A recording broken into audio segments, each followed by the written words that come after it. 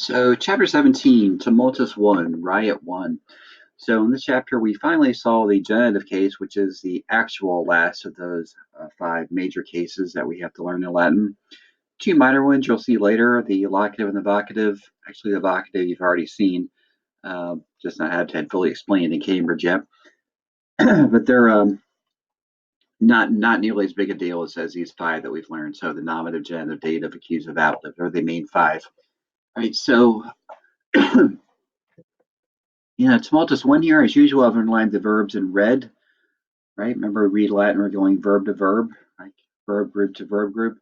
And in orange, I have underlined the genitive forms, the new forms, so we have to make sure we understand. So we've gone over the uses of the genitive and the forms of the genitive. Remember, the main English preposition to remember for the genitive is of, right? The main use is possession. It does some other things, but even with some of the other things it does, if you remember of, that's going to get you by.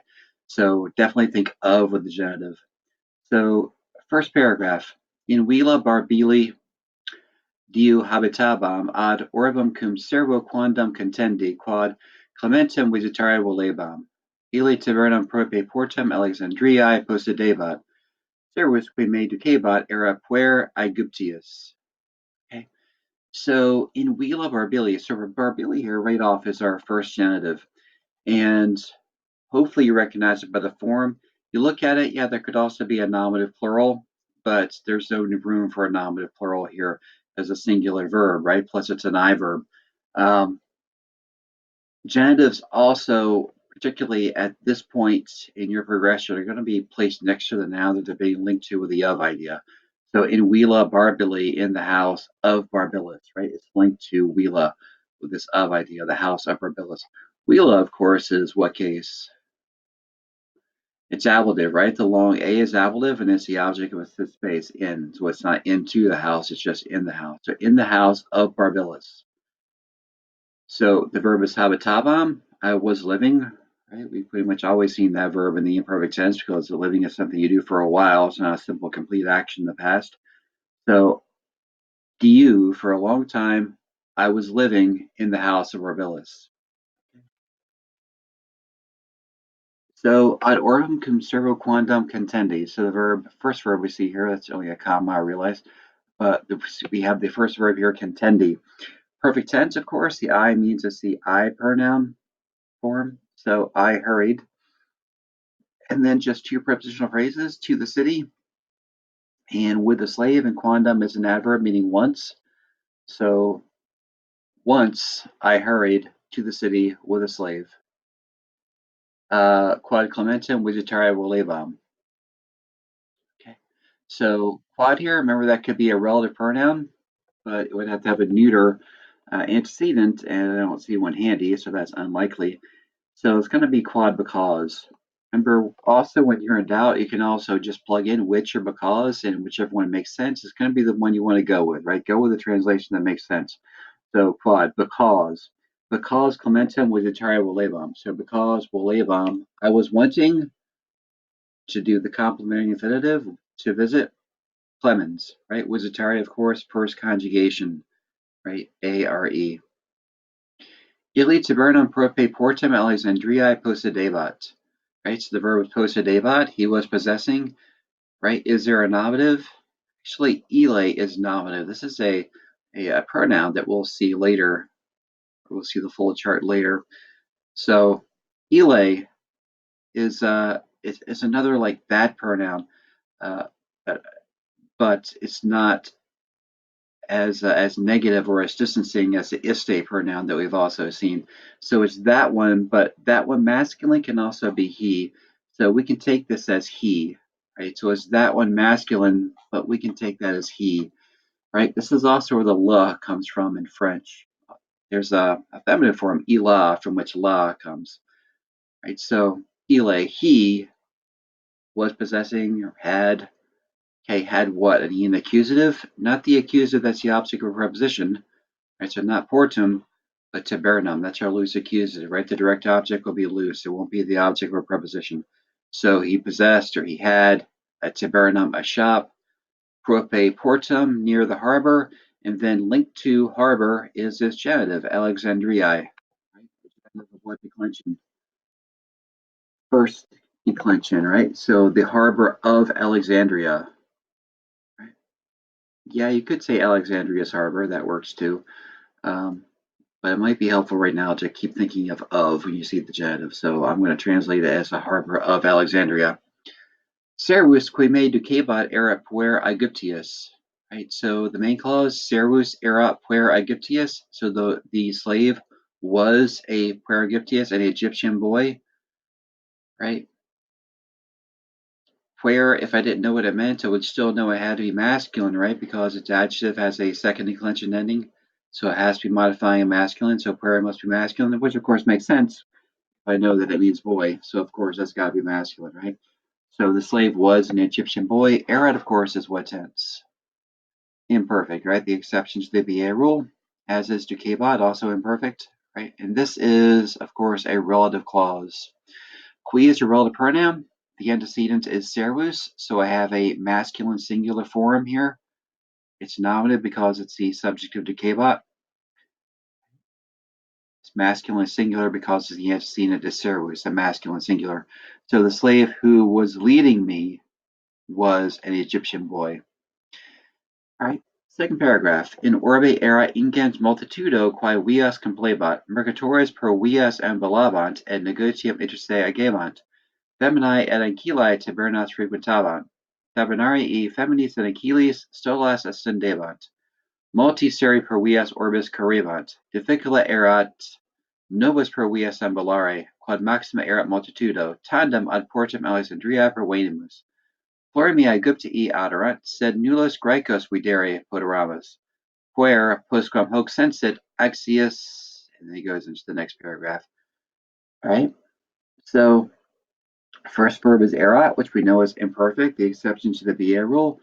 So in orbe, orbe of course is ablative, the object was the space, it's a third declension singular ablative. What would it be if it was a plural? It would be orbibus, right? Have an ebus ending. So in the city was a huge crowd, right? What declension of an adjective is ingens? Third, right? Remember your two declensions of adjectives are first and second and third, right? This is a third. Okay. Another relative clause, right? Quae here is a relative pronoun.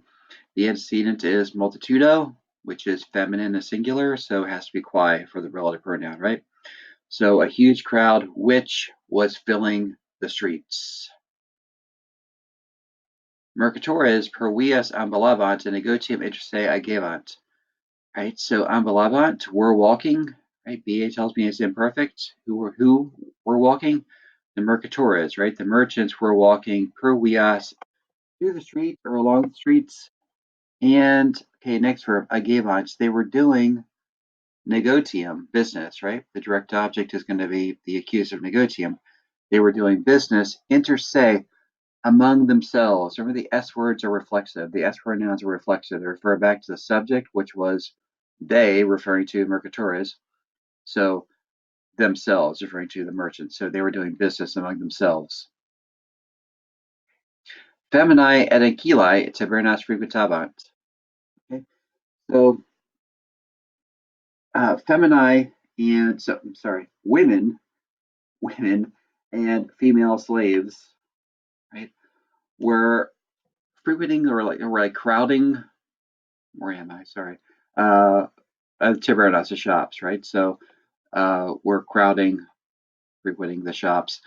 Tabernarii feminis and ancilas solas estendebant. So the verb is estendebant, which of course is imperfect, right? BA tells me that. So we're showing, who we're showing. Okay, we have a nominative here, tabernarii, typical word order, subject first. So the shopkeepers were showing, right? This is going to take a dative and an accusative, right? So the accusative stolas. So they were showing dresses to the dative, to the women and the female slaves. Multi survey per vias orbis carrebant. So carrebant, we're running. Who were running? The nominative, multi survey. Many slaves were running through the streets orbis of the city. So here's the genitive again. It's a third declension genitive. They end in is in the singular. and it's linked to weos with its of idea, so through the streets of the city. So it's placed right next to this other noun. Difficula erat nobis per vias ambulare, so that pattern we hopefully are getting familiar with. It was the adjective for the dative to do the infinitive, so it was difficult for us, the dative, to do the infinitive, to walk per vias through the streets, right? Ambulare, a first conjugation infinitive. The ARE tells me that. Definitely because here, there's no neuter other than the dummy it with erat here. That could be the antecedent, and of course that wouldn't work. So which is going to sound better anyhow. I'm sorry, because is going to sound better anyhow. So because maxima erat multitudo, so very great was the multitude, or in English we'll probably say the multitude or the crowd was very great. Maxima, of course, in regular superlative, right? From Magnus Major Maximus. Tandem, finally, ad portum Alexandria per venimus. So finally, per venimus, the long E tells me it is perfect, right? So finally, we came through, that is, we arrived. Ad portum Alexandriae. We've had this pair before, right? So to the harbor of Alexandria. Plurimi Aegyptii aderant. So aderant, we're present. Many Egyptians were present. Said Nulos Graecos videri Poderamus. So Poderamus, of course, is what tense? If you're thinking pluperfect, I understand, but you're wrong, right? This is imperfect. Remember, postum forms like sum, and the imperfect of sum is eram, eras, erat. So the imperfect of possum is poteram, poteras, poterat, right? So what's this pluperfect? Well, the pluperfect would end in eramus, right, if it was first person plural, but it would add that to a perfect stem, which for that verb is potu. So potu eramus would be pluperfect. Right? This is just imperfect. So, but poteramus, we were able, videre, to see, right, a second conjugation infinitive, long E, to see no Greeks. Puer postquam hoc sensit, axius inquit, we get to. So the boy, after he sensit hoc, or the H words or this or these, so this is this, right? We'll see the full chart of this soon. So after he sensed or felt this, right? This is a perfect tense verb. The S is a clue that is perfect. It'd be a T if it was present. It comes from sentio. So after he sensed or noticed or felt this, anxious, remember, or anxious, remember when it modifies the subject, you can take it like an adverb, and that'll work well here. So anxiously he said, inquit. Melius est nobis, ad velam barbili revenire, ad tavernum clementis ire non possumus, viae sunt periculosae, quod Aegyptii errati sunt, omnes Graeci ex hac parte orbis fugerant. Right, so it is Melius. Right, it is better. Remember, Melius is comparative. It doesn't end in IOR, right? Because comparative adjectives in the neuter gender, nominative and accusative singular, and in IUS, right? IUS plus no ending. You wouldn't have an ending added, right? It's just a neuter, nominative, and accusative singular would end in IUS. So IOR, also IUS, are comparative endings. IUS, but no ending will be added to that. So it is, a dummy neuter, it is better for us. In English, we'd probably say it would be better for us, right? Revenire, to return, a fourth conjugation infinitive. Right, so this is completing the thought introduced here. Is better for us. What's better for us? To return to the house of Barbilus. Right, so Whelan Barbili, we had that pair before as well, right? The very beginning, Whelan Barbili. Ad Tibernum Clementis ire non possumus. So we are not able, ire, remember, it's to go. Short verb building upon an I is to go. We're not able to go ad Tibernum, to the shop of Clemens, right? Clementis, the genitive of Clemens, the third declension genitive singular. And of course, it's paired up with Tibernum, with the of idea, the shop of Clemens. Tibernum Clementis, the shop of Clemens. We send periculosi, so the streets are dangerous, right? Periculosi, of course, is what declension of an adjective. So first and second, right? It has a first declension ending here because it's modifying, not because it's modifying a first declension, but because it's modifying a feminine. And first declensions are almost all feminine, so usually they'll match. But remember, there are some exceptions. Quod Egypti errati sunt. So because the Egyptians are errati, right? Egyptians, masculine and plural, so errati. Omnes Graeci. You may be thinking, well, what if some of the Egyptians were women? And if we haven't mentioned this before, um, a mixture of males and females would take male endings. Right? So there's no new set of endings for a mixture of male and female. So if you have female endings, so if it was Egyptii, then they're all Egyptian women. Egyptii could be all Egyptian men, or it could be a mixture. So there's no separate set of endings if you have a mixture of males and females. So the Egyptians are angry. Whether they're all male or a mixture, it's not clear. Omnes Graeci, all the Greeks, ex hoc parte orbis fugerant, right? So fugerant, they fled. Errant is a dead giveaway that is perfect, of course. So who fled? Omnes Graeci, that's nominative. Omnes could be nominative or accusative, but Graeci is definitely nominative plural. So omnes is going with it, so it's nominative plural. So all the Greeks fled from this part orbis of the city. The genitive orbis, third declension, genitive singular again, is. No, I responded to the boy. Right, so respondee, perfect tense, ends in an I, so it's I did something, I responded. Prayer will, of course, be what case? Dative, of course, right? I responded to the boy. Quam, although, good word to remember, although the Egyptians are angry, ad willam redire nolo. So nolo, remember, is I don't want. I don't want to return ad willam, to the house. Longum iter iam fecimus. Right, so fecimus, we made, right? Perfect tense. The long E is a clue, comes from facio, so it'd be an A if it was present. Right, so we made yam, remember, it could be now or already. This might be a time where already sounds better. So we have already made a longum iter, a long journey. Right? Iter is what gender? It's neuter. Right? It's neuter. It's accusative, right? It's a direct object of we made. And the only way you're going to have an accusative that doesn't end in a singular accusative that doesn't end in a vowel plus M is if it's a third declension accusative neuter, right? So that has to be what it is, right? And that also explains the UM on longum because it's going with a neuter. So it takes a second declension neuter ending. So we've already made a long journey, iter, right? Iter itineraries.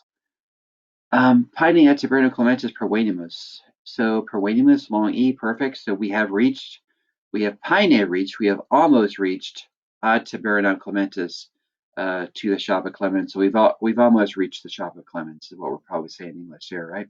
So Clementis, again, a genitive. Taberno Clementis, a shop of Clemens. Nicasias nobis caute procedere. Right? So it is the adjective, it is necessary for the dative, for us, to do the infinitive, to proceed caute, cautiously. A lot of adverbs end in long E or E or TER. All right.